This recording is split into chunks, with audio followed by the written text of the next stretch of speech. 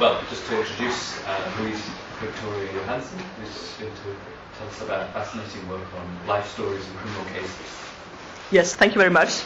And thank you for letting me into this interesting network. And I've been looking forward to presenting this paper, which is made on the basis of my PhD, finished in 2012. And it stems from fieldwork and data from 2009 and 10. Today I will be focusing on personal investigation reports made at the probation service, but the whole PhD project was much broader, looking at social and personal characteristics of the defendant and how they are constructed during the whole process, also in the courts. But for the sake of clarity and time pressure, I will slice out some of this information and focus on personal investigation reports. In Denmark, judges generally acknowledge that the defendant's personal background can inform sentencing logically. And I think that this importance of getting a picture of the defendant, no matter what kind of case we are in, is a recurrent issue in the data from my PhD thesis, or as a judge expressed it. I believe the personal conditions are important. We are sentencing a person and not a theoretical case. Then we wouldn't have to meet if it didn't mean anything. Then we could just sit and read the case by ourselves. And this was a general stance. However, what my focus was that this production and handling of the defendant's personal situation is regarded by most of these professional legal actors as a straightforward, unproblematic, and even mitigating aspect for the defendant. And this was my interest to see, well, how is this information actually constructed? Is it always a mitigating aspect, or could we maybe challenge some of these assumptions and the assumptions that these are facts somehow presented in the courtroom? So today I want to put forward some the different kinds of professional knowledge that feed into the penal decision making in this particular field in a Danish context. And I would like to show how defendants may also be assigned specific social and even minority positions during this process. It may happen with potentially far-reaching consequences for their cases. Now, what I did in this particular study was to study district courts, and I studied full layman trials. And these trials in Denmark are they have a high degree of formality because a judge presides, and then in these cases where the defendant has not confessed, two laymen or lay judges will also participate. And talking about personal investigation reports, they are called for by the prosecutor in cases where you assume that there would be a possibility of a suspended sentence. So where we're talking not about all cases, but about cases where you don't really know the outcome yet. And this could be clarifying for this project. And the report is subsequently prepared by the probation service. Now 10,000 of these reports are made yearly, and the number is steadily rising here in Denmark. So the reports, they investigate if the defendant is capable or suited to receive a suspended sentence, possibly in combination with community service, or measures such as treatment for alcohol or narcotics abuse. And then this report is presented to the court and is read aloud by the defense during the final part of the hearing and before deliberation. And it's important to stress that in these district court cases that I have followed, they are also read aloud before the question of the conviction has taken place. So we do not yet know if the defendant is actually found guilty or not. And the report is not supposed to address the guilty part, but only the sentencing part. But it will be read aloud before both. And I mention it because, of course, it puts constraints on the probation service, among others, on what and how to write the report. Because you cannot kind of be too incriminating in these reports. You have to balance. It's a balancing act. Now, one of my main motivations for doing this PhD research on this issue was my experience from attending court hearings where some of these reports were read aloud, and I was astounded about some of the pieces of information. For example, his childhood home was more or less harmonic, full stop. Or in another case, he has had a difficult time getting used to the Danish view on women.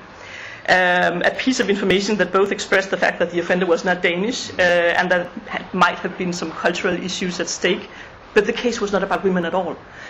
So these puzzling comments were like, how are they created, and what meaning can or can we not assign to them?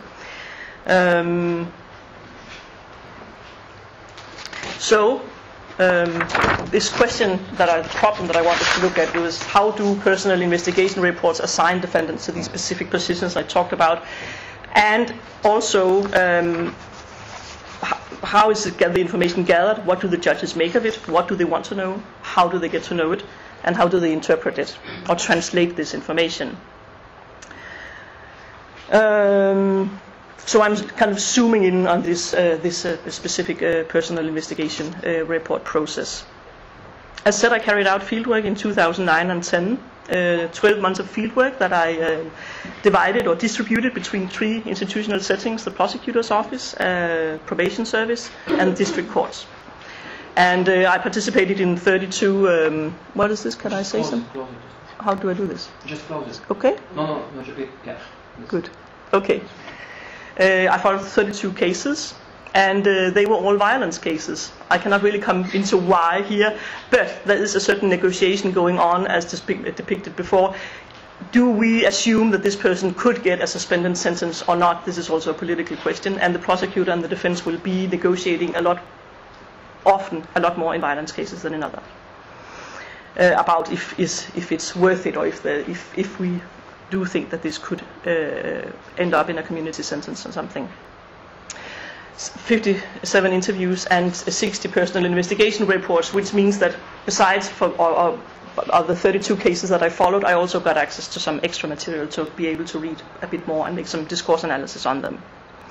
So I was interested in following the career of these cases, and I have used a Latourian way of Bruno Latour's actor network analysis of trying to see how these cases cross very different institutional settings. One of the points is, for example, that the report is used by the probation service after the sentencing process, because the report goes back to the probation office, and if the defendant and now maybe convicted person comes and has to have a suspended sentence with the community service, this information will be used again, maybe in other ways. So I think that the reports are also written in a way that allows for multiple readings across these institutional settings, where people will be picking out relevant information according to their own agendas. This is one of my main arguments for following cases through different settings. So this is also the kind of the analytical framework, how you construct knowledge across these settings, because I wanted to show the contingency of this knowledge, particularly because I was kind of intrigued by the way that legal practitioners used to see these reports as facts. Somebody else in another institutional setting had been collecting data, and they could then be used quite straightforwardly. And of course they also had to, because they couldn't really go back and see if it was right or not. But this was kind of the way that they were perceived. And also because I use Bruno Latour's analytical framework, because he's also interested in the materiality of knowledge products, such as document. They have a material quality that we also can look at. So one of his points is that documents set the agenda to a much larger extent than is readily assumed by either delimiting or enabling certain actions, because they can categorize, problematize, and set agendas that make people act. For example, this personal investigation report, I will come to it in a minute, has 7 points. Those 7 points structure what is relevant, and what does not fit in the 7 points cannot be added to the report. So you have a lot of decisions that are actually made up just by the sole matrix of the physical outline of the report, or what you can call it.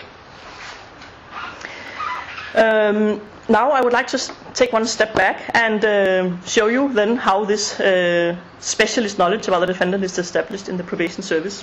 The probation service has to address 7 issues as set in the reports: upbringing and family background, housing conditions, health issues, education and employment situation, economic situation, future plans, and the overall impression of the defendant. Now there's a very specific, interesting thing I think about this making of the reports. Because at the different probation offices, it will be freelance employees that will normally make these evaluations. They will interview the offender and they will issue the reports. They do not form part of the regular staff, but the reports are then subsequently authorized by the head of the local probation office with a stamp and a quick reading. And these freelancers are a very heterogeneous group with very different professional backgrounds. Some of them may be over 60 and voluntarily retired and using this as an additional income. Some will be students.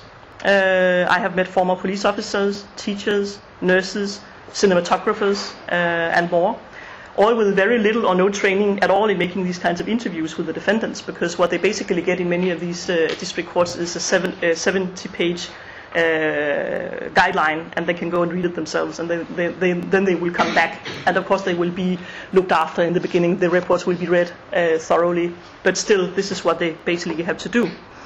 So they have to address these very personal, deep and potentially problematic issues such as drug abuse or psychological problems through 1.5 to 2 hours interview, and with very little knowledge, professional knowledge about it, at least at the beginning. Now, does it have any impact? I don't have the time to unfold this particular issue right here, but yes, in some ways. In some ways, it's very standardized, this document, and of course that tends to leave out a lot of the things that could have been very different from report to report. So that's a kind of structuring and keeping these very different professions somehow to focus on the right things.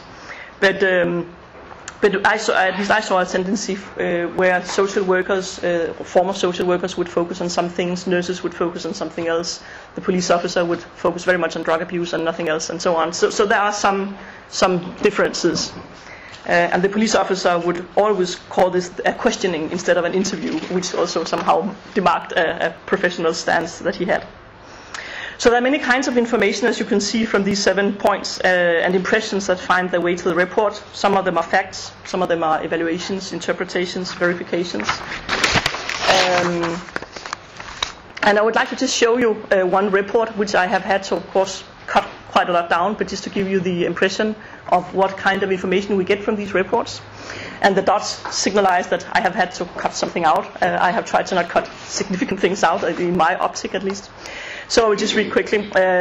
This was a case about a young man of 19 accused of robbery. And this is part of the summary that is always read aloud in court, and as in an abbreviated version.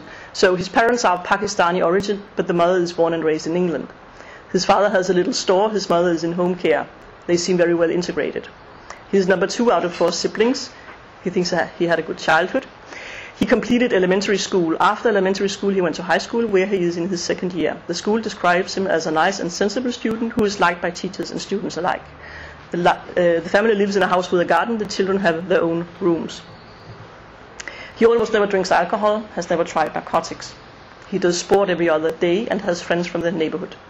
He accepts to be examined and is polite and positive during the interview. He seems of average intelligence, acts a little unobtrusively serious, but never angry or negative.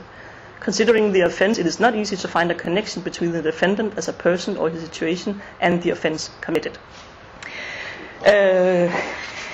And he was subsequently found suited for doing suspended sentence with community service, or in this case it could be a combination of imprisonment and community service afterwards, considering it was a robbery case.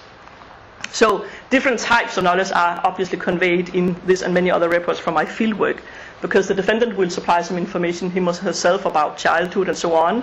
Some of it will be verified by phoning schools, workplaces and so on. And other information is more subjective and is also demanded to be, because you have to evaluate this person sitting before you. For example, the family seems very well integrated is an interesting piece of information, particularly because this freelancer had not visited or seen the family at all. And so I asked, because I was doing this by attending the interviews and then interviewing the employee afterwards during this report writing. And she said, well, the reason why she wrote this was that the family live in a house with a garden and have employment. So these are kind of the reasons for which this information is given.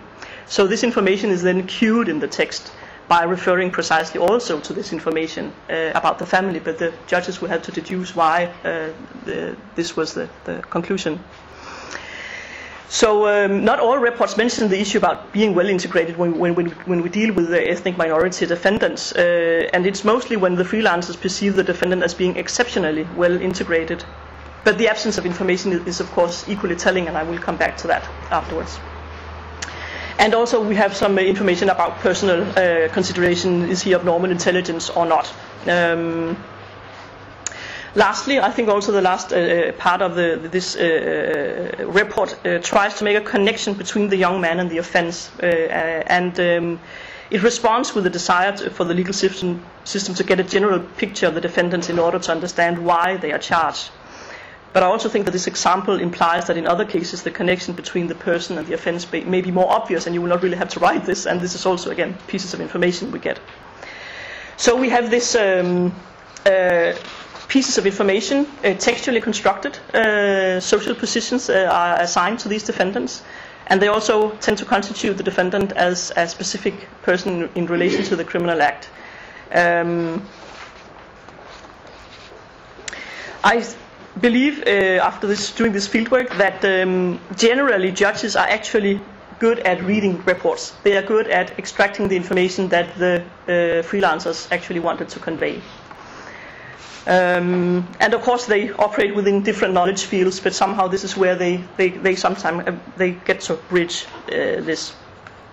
And I think one of the reasons, this is one of my arguments, is that it's because the report is written in codes that presuppose a shared knowledge about what it means to have average intelligence or what it means to be well integrated, because if not you couldn't read the report.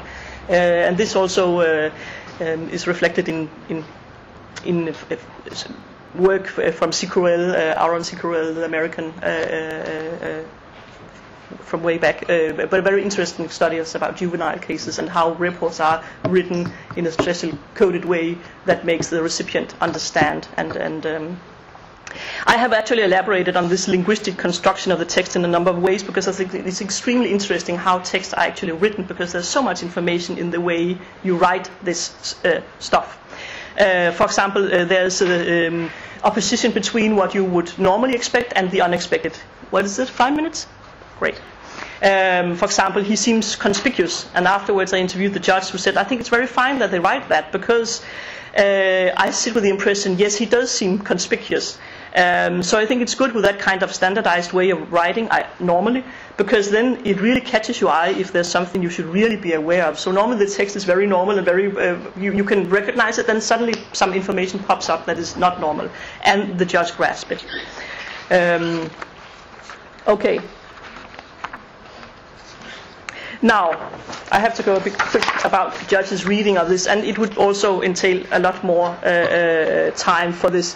But I would like to stress one thing, and I think it is that at least in a Danish setting, judges tend to be quite passive in this process. They get information presented by others. They will not be very active they have a reserve role during trial. They do not often question the defendant or witnesses. They leave a lot of that to the prosecutor and the defense attorney. And therefore, I asked them about these reports, and they generally found them to be important when deciding on measures such as suspended sentences or treatment. And I haven't really yet heard a judge question the assessment that were made from the probation service. And what they say is also because. What Judge 1, it is difficult to start lashing out measures if you haven't had any guidance. Or I typically don't think of any measures by myself, so it is on behalf of the information I get from the social authorities and the probation service. Or the probation service sets the table, and then we can choose what is standing on the table. We have to have things presented to us, and then we sit neutrally and make a decision. So this was also maybe helps understand why these reports actually feed into it, or can do in these cases. How much time do I have left? 3 minutes. 3 minutes, okay. This is kind of a problem here. I think maybe I will also say a bit about the presentation of the report, because this becomes equally important, because they sit there in the courtroom and have to have it presented. And this is also one of my research areas, because the summary is always read aloud in court, as I said, usually and normally by the defense. But in addition, the defense attorney can draw the attention to important personal factors in the full report, or even from his or her personal knowledge about the defendant. So this process of activating information is also very important. And defense attorneys consistently told me how they were always on the look for something interesting in the reports that they could use in litigation.